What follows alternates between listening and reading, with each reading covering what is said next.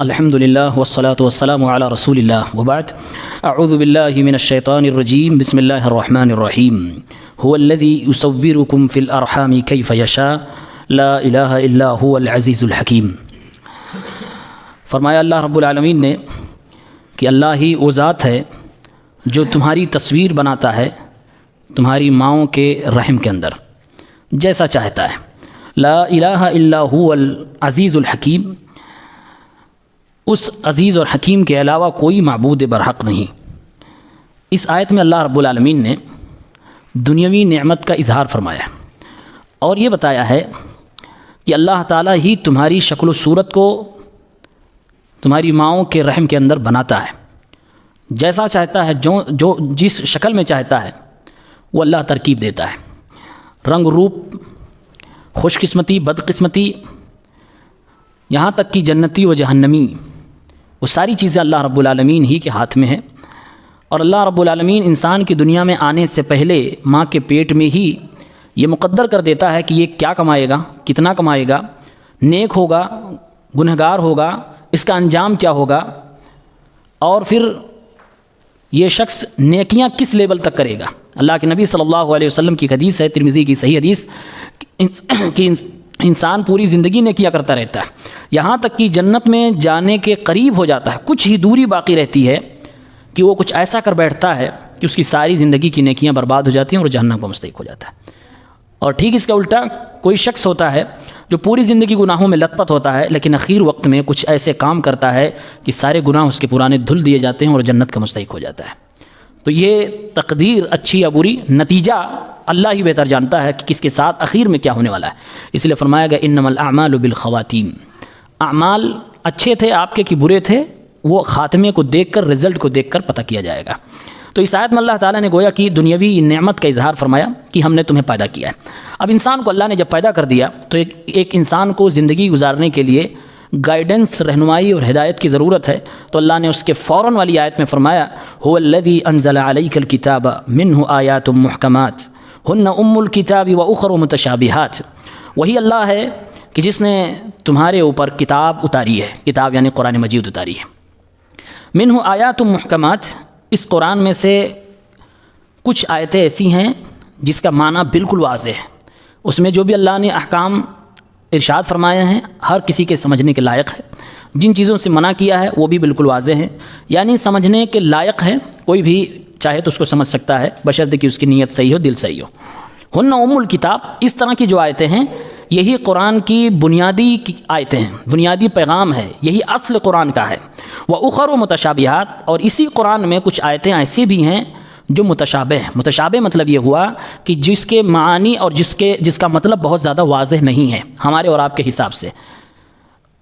سوال یہ پیدا ہوتا ہے پھر اللہ نے ایسی آیتوں کو قرآن میں شامل کیوں کیا جس کے معنی یا جس کی دلالت ہمارے اور آپ کی سمجھ کے حساب سے بہت زیادہ واضح نہیں ہے بنسبت محکم آیتوں کے؟ تو اس کا جواب علماء نے دیا ہے، مفسرین نے دیا ہے کہ اللہ تعالیٰ انسان کو ہر طریقے سے آزماتا ہے، یہاں تک کہ علم کی دنیا میں بھی اتار کر انسان کو آزماتا ہے۔ یہ علم کی دنیا کتاب آپ اس میں اتریں گے، اسی قرآن میں اللہ نے بتایا کہ کچھ آیتیں متشابہ ہیں، متشابہ ایسی ہیں جو سمجھنے کے لیے مشکل ہے۔ آپ کا ہمارا جو علم کی دنیا میں اترتا ہے، جو قرآن کو پڑھتا ہے، اس کی آزمائش ہوتی ہے کہ یہ آیت، یہ بھی قرآن ہے، یہ بھی اللہ کا کلام ہے اور وہ بھی اللہ کا کلام ہے، جو واضح ہے اور ایک غیر واضح ہے۔ لیکن واضح کو آپ مان رہے ہو اور غیر واضح کا آپ انکار کر رہے ہو، یا پھر غیر واضح کے اوپر آپ کا ایمان نہیں آ رہا ہے۔ کیوں؟ اس لیے کہ آپ کا دل اور دماغ اس کے اوپر کھڑا نہیں اتر رہا ہے۔ تو اللہ تعالیٰ اس کے ذریعے سے آزمانا چاہ رہا ہے کہ کون ہے جو میری آیتوں پر سب سے پہلے ایمان رکھتا ہے، اس کے بعد کی چیزیں آتی ہیں۔ پھر آگے اللہ تعالیٰ نے ارشاد فرمایا فَأَمَّا الَّذِينَ، اب یہ قرآن کی آیتوں کی دو قسم اللہ نے کر دی، ایک محکم آیتیں اور ایک متشابہ آیتیں۔ محکم آیتیں میں نے بتایا کہ جو واضح ہیں، بالکل واضح ہیں احکام و مسائل میں، اوامر و نواہی میں، اور متشابہ آیتیں جو بہت زیادہ واضح نہیں ہیں، اس کی مثال بھی آگے دوں گا۔ پھر اللہ تعالیٰ نے فرمایا کہ قرآن کی ان آیتوں کے حساب سے لوگوں کی بھی دو قسمیں ہو گئیں۔ فَأَمَّا الَّذِينَ فِي قُلُوبِهِمْ زَيْغٌ، تو وہ لوگ جن کے دلوں میں کجروی ہے، زیغ کا مطلب ہوتا ہے جو حق پسند نہیں ہیں، جن کی عادت ایسی بن چکی ہے کہ وہ ہمیشہ ٹیڑھا میڑھا چلنا چاہتے ہیں، دین کی دنیا میں ٹیڑھے راستے کو ہی اختیار کرنا چاہتے ہیں۔ فرمایا جن کے دلوں میں یہ بیماری ہوتی ہے، کجروی ہوتی ہے، ٹیڑھا پن ہوتا ہے، فَيَتَّبِعُونَ مَا تَشَابَهَ، تو قرآن کی وہ زیادہ تر آیتیں جو محکم ہیں اس کو چھوڑ دیتے ہیں، جو متشابہ ہیں اس کے پیچھے پڑ جاتے ہیں۔ اور ہوتا کیا ہے اسی کے پیچھے پڑتے ہیں. ان کا مقصد کیا ہوتا ہے؟ مقصد بھی اللہ نے بتایا, ابتغاء الفتنة وابتغاء تاویلہ. اس طرح کی جو حرکتیں کرتے ہیں وہ دو طرح کے لوگ ہوتے ہیں. فرمایا اللہ تعالیٰ نے کہ کچھ لوگ ایسے ہوتے ہیں جو فتنہ ہی پیدا کرنا چاہتے ہیں. یہاں فتنہ سے مراد یہ ہے کہ دین سے لوگوں کو دور کرنا چاہتے ہیں, یعنی دین اسلام سے, قرآن سے لوگوں کو نفرت دلانے کے لیے اس طرح کی آیتوں کو استعمال کرتے ہیں. اس کی موٹی مثال میں آپ کو دے دوں. جو ابھی کچھ سال پہلے کسی نے کہا کہ 21 آیتیں قرآن کی نکال دی جائیں. کیوں نکال دی جائیں؟ وہ حالانکہ وہ آیتیں متشابہ نہیں تھیں, لیکن ان کے حساب سے متشابہ تھیں, ان کو نہیں سمجھ آ رہی تھی, تو نکالنے کی بات کی. تو اس بندے کا مقصد یہ تو نہیں ہو سکتا کہ ہم قرآن کو پیوریفائی کرنا چاہتے ہیں. مقصد تو یہ نہیں ہو سکتا کہ ہم قرآن کو اوریجنل شکل میں لوگوں تک پیش کرنا چاہتے ہیں, کیونکہ اگر یہ مقصد ہوتا تو سب سے پہلے وہ اہل علم جو قرآن کے جانکار تھے ان سے سیکھتا, اس طرح کی منمانی باتیں نہیں کرتا. اور بھی بہت ساری مثالیں ہیں. تو اللہ نے فرمایا ان کا مقصد کیا ہوتا ہے کہ لوگوں کو دین سے دور کر دو. فتنے کا جو لفظ استعمال ہوا ہے قرآن میں, فتنے کا ایک معنی یہ بھی بتایا گیا ہے کہ لوگوں کو دین سے دور کرنا. سورہ بروج میں اما پارہ کے اندر ایک آیت ہے, ان الذین فتنوا المؤمنین, کچھ لوگ وہ جو مومنوں کو دین سے دور کرتے ہیں, مومنوں کو دین سے روکنے کی کوشش کرتے ہیں. تو یہاں فتنے کا لفظ وہاں بھی اسی معنی میں استعمال ہوا ہے کہ دین سے لوگوں کو دور کرنا کسی بھی طریقے سے. یہاں علم کی دنیا میں آ کر لوگ غلط سلط معنی استعمال کر کے قرآن کو سامنے رکھ کے آپ کو غلط طریقہ بتائیں گے, دین نہیں بتائیں گے, دین کے علاوہ دوسری چیزیں بتائیں گے.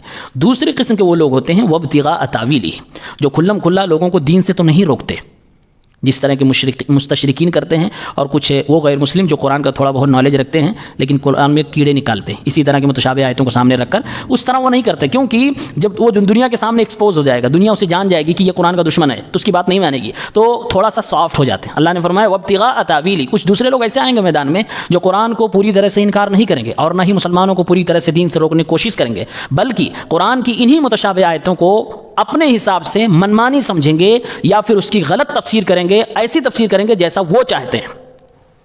تو یہ لوگ بھی وہی ہیں جن کے دلوں میں کجروی ہے, ٹیڑھاپن ہے. اللہ نے فرمایا یہ دو مقصد کے تحت لوگ ان آیتوں کے پیچھے پڑتے ہیں. اور پھر آگے فرمایا وما يعلم تاویلہ الا اللہ, جبکہ بات تو یہ صحیح ہے کہ ان متشابہ آیتوں کی مکمل تفسیر, مکمل معنی, اس کی حقیقت سوائے اللہ کے کوئی نہیں جانتا ہے. والراسخون فی العلم یقولون آمنا به. اب آگے اللہ تعالیٰ فرمایا یہ تو ایک قسم کے لوگ ہو گئے جو جن کے دلوں میں کجروی ہے, وہ ایسا کرتے ہیں. جن کے دلوں میں کجروی نہیں ہے, جو مومن ہیں, مسلمان ہیں سچے معنوں میں, وہ ان آیتوں کے ساتھ کیسا ویوہار اختیار کرتے ہیں وہ آگے اللہ نے فرمایا والراسخون فی العلم یقولون آمنا به کل من عند ربنا. اور جن کو علم میں پختگی حاصل ہے, راسخ فی العلم مطلب جو علم کے میدان میں میچور ہو چکے ہیں, گہرا جن کو علم حاصل ہے, وہ لوگ کیا کہتے ہیں آمنا به, اے اللہ یہ قرآن کی دونوں قسم کی آیتیں چاہے محکم ہوں یا متشابہ ہوں, ہم اس پہ ایمان لاتے ہیں. سب سے پہلے یہی ہم سے مانگا بھی گیا ہے کہ سب سے پہلے ہم ایمان لاتے ہیں, ہمیں ذرہ برابر اللہ شک نہیں ہے, چاہے سمجھ میں آئے یا نہ آئے, قرآن کی آیت ہے تو ہمارا ایمان ہے. سب سے پہلے ہم سر تسلیم خم کرتے ہیں. یہ ایمان والوں کے بارے میں اللہ بتا رہا ہے. اور پھر کہتے ہیں کل من عند ربنا, اے اللہ یہ دونوں قسم کی آیتیں میرے رب کی طرف سے. کیا کہنا چاہ رہے ہیں؟ کہنا یہ چاہ رہے ہیں کہ اللہ فرما رہا ہے کہ یہ لوگ یہ کہہ رہے ہیں کہ ہمارا اس بات پہ یقین ہونا چاہیے کہ قرآن کی آیتیں آپس میں ٹکرا نہیں سکتی. ہمارے اور آپ کے حساب سے تو ٹکراتی نظر آئیں گی. موٹی مثال دے رہا ہوں. جو ایک بڑا مسئلہ میں نے ایک دن درس میں کہا تھا, اللہ کہاں ہے, تو جو لوگ کہتے ہیں کہ اللہ عرش پر ہے ان کی بھی دلیلیں قرآن ہی سے ہیں. جو لوگ کہتے ہیں اللہ ہر جگہ, ان کی بھی 7-8 دلیلیں قرآن ہی سے ہیں. تو بھائی کہ اللہ تعالیٰ نے اپوزٹ دو طرح کی باتیں کی ہیں؟ نہیں نا.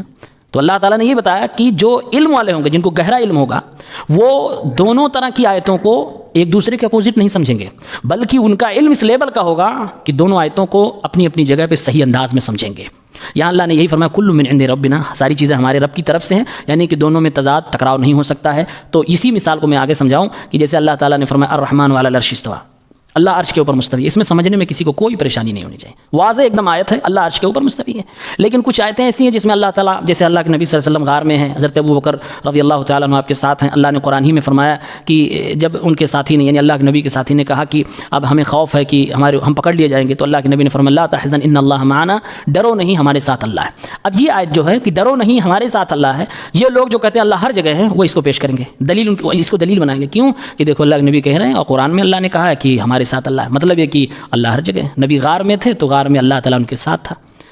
تو ایسے لوگوں کی حرکت ہے, یہ غلط حرکت ہے. اللہ تعالیٰ نے ان کے بارے میں پہلے فرما دیا کہ یہ لوگ وہ ہیں جو متشابہ آیتوں کو سامنے رکھ کے اپنا عقیدہ ثابت کرنے کی کوشش کرتے ہیں اور دوسری واضح اور صاف آیتوں کو بالکل چھوڑ جاتے ہیں.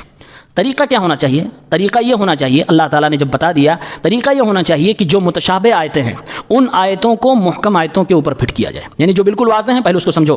واضح کیا ہے کہ اللہ عرش کے اوپر مستوی ہے، ایک بار نہیں 7 بار اللہ تعالیٰ نے سیم بات سیم چیز فرمائی قرآن میں، تو اس سے زیادہ وضاحت اور کیا چاہیے؟ تو یہ واضح ہے کہ اللہ عرش کے اوپر مستوی ہے۔ اب اس کے علاوہ جو اگر آیتیں آتی ہیں کہ اللہ فرما رہا کہ نبی سے کبھی کہہ رہا ہم تمہارے ساتھ، کبھی کہتا ہے اینما کنتم وما کنتم، تم جہاں بھی رہو اللہ تمہارے ساتھ، اس طرح کی جتنے بھی آیتیں ہیں ان سب آیتوں کو الرحمن علی العرش استویٰ کے مطابق سمجھنا ہوگا، تب یہ قرآن کو سمجھنا ہوگا، ورنہ آدمی پھنس جائے گا اور یہ کہنے پہ مجبور ہو جائے گا کہ ہے تو دونوں قرآن لیکن دونوں آپس میں ٹکرا رہے ہیں، دونوں آپس میں ایک دوسرے کے اپوزٹ، اور ایسا کہنا قرآن کریم کے اوپر ایمان لانے کے خلاف ہے، گویا کہ بندہ قرآن پہ صحیح سے ایمان نہیں لایا۔ وما یذکر الا اولو الالباب، اور آخر میں اللہ تعالیٰ نے ایک بڑی اہم بات کہی کہ قرآن سے وہی لوگ نصیحت حاصل کرتے ہیں جو لب والے ہیں۔ الباب یہ لب سے بنا ہے، اور یہ جو دماغ میں گودا ہوتا ہے نا اسی کو لب بولتے ہیں۔ اللہ نے فرمایا جن کے پاس دماغ میں گودا ہے، یعنی جو لوگ عقل مند ہیں وہی قرآن سے نصیحت حاصل کر پاتے ہیں۔ پڑھنے والے بہت ہوں گے، پڑھ سکتے ہیں، اللہ نے جس کو علم دیا، غیر مسلم بھی قرآن کا ٹرانسلیشن پڑھ لیتا ہے، عربی کچھ لوگ پڑھ لیتے ہیں، کئی یونیورسٹیز میں ہیں جو عربی کو پڑھانے والے پروفیسر غیر مسلم ہیں، اردو پڑھانے والے پروفیسر غیر مسلم ہیں، تو کیا عربی اردو آ جانے سے ضروری تھوڑی ہے کہ اس کو قرآن اچھی طرح سے سمجھے گا اور پھر وہ قرآن کے سے نصیحت بھی حاصل کرے گا؟ نہیں، ایسا نہیں ہو سکتا۔ اللہ نے فرمایا کہ وہی نصیحت حاصل کرتا ہے جو عقل مند ہوتا ہے۔ یہاں یہ بات یہ بھی ذہن میں رہے کہ عقل مند ہونے میں اور ذکی ہونے میں فرق ہے۔ ذکی مطلب جس کو ہمارا اپنی بھاشا میں کہتے ہیں کہ ذہین ہونا، اور عقل مند ہونے میں دونوں فرق ہے۔ ذہین بہت سارے لوگ ہو سکتے ہیں، یعنی ذہانت ان کے اندر آ سکتی ہے، کسی چیز کو بہت تیزی سے سمجھ سکتے ہیں، لیکن عقل مند ہیں ایسا ضروری نہیں۔ بہت سارے ذہین لوگ ہیں لیکن ان کے پاس عقل مندی نہیں۔ عقل مندی کہتے ہیں کسی چیز کو جس طرح سمجھنا چاہیے اس طرح سمجھا جائے، جس کو جہاں فٹ کرنا چاہیے وہیں فٹ کیا جائے، یہ عقل مندی ہے۔ اور ذہانت صرف یہ ہے کہ جو چیز سامنے ہے ہم اس کو سمجھ لے جائیں، وہ بس۔ تو دونوں میں فرق ہے، اس لیے اللہ نے فرمایا عقل مندوں کو سمجھ میں آتی ہے، صرف ذہین ہونے سے کام نہیں چلے گا۔ اور عقل مندی قرآن سے ہمیں ملے گی، اللہ کے نبی صلی اللہ علیہ وسلم کے طریقے سے ملے گی، اسلاف کے طریقے سے ملے گی۔ تو یہ آیت قرآن کریم کی ہمارے سامنے ہے۔ اور محکم و متشابہ آیت کی ایک چھوٹی سی مثال دے دوں، جیسے تقدیر کا مسئلہ ہے، تقدیر کا مسئلہ کہ تقدیر میں ساری چیزیں لکھی ہوئی ہیں اور ہمیں عمل کرنے کے لیے بھی کہا گیا، تو ایک طرح سے یہ انسان کو کم ہی سمجھ میں آتی ہے۔ ہمارے استاد مدینے میں کہا کرتے تھے تقدیر کی جب پوری بحث انہوں نے پڑھا دی، پورا ایک سیمسٹر ہی صرف تقدیر کے بحث پر تھا، پوری پڑھانے کے بعد انہوں نے آنے کے بعد اگلے دن سوال کیا کہ کیا کسی کو کوئی اشکال ہے، یعنی اب بھی کوئی تقدیر کے معاملے میں کسی کو سوال ہے جو اس کو ایسا لگتا ہو کہ یار پوری طرح سے سیٹسفیکشن نہیں ہوا۔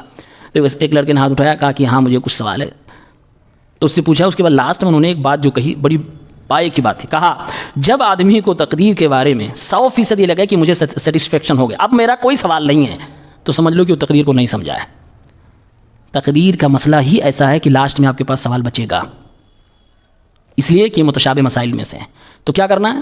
آمنا، اے اللہ ہم ایمان لائے ہیں، تیری طرف سے ایمان لائے ہیں، کیونکہ تقدیر کے میٹر میں آپ جانیے اللہ جس کو چاہتا ہے ہدایت دیتا ہے، جس کو چاہتا ہے گمراہ کرتا ہے۔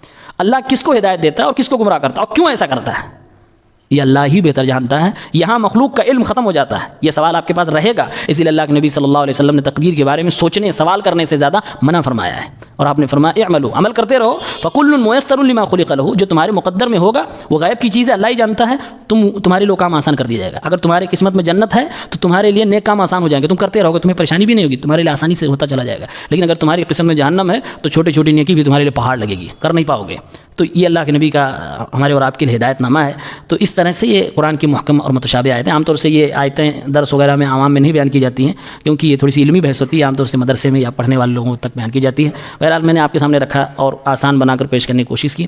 اللہ تعالیٰ ہم سب کو قرآن کو کما حق سمجھنے کی توفیق عنایت فرمائے، محکم آیتوں کو سامنے رکھ کر متشابہ کو اسی روشنی میں سمجھنے کی توفیق دے۔ قرآن سب کا سب اللہ کی طرف سے ہے، ایک حرف ایک لفظ بھی کسی انسان کی طرف سے نہیں ہے۔ ہمیں سمجھ میں آتا ہے تو ٹھیک ہے، نہیں آتا ہے کوئی بات نہیں، لیکن ہمارا ایمان قرآن پر ہے کہ ہم یہی کہیں گے آمنا بہ کل من عند ربنا، ہمارا ایمان اس پہ ہے، سب اللہ کی طرف سے ہے۔ کوئی کتنا بھی کیڑے نکالے اس میں شک شبہ پیدا کرے وہ غلط ہو سکتا ہے، اللہ کا کلام غلط نہیں ہو سکتا۔ آمین یا رب العالمین۔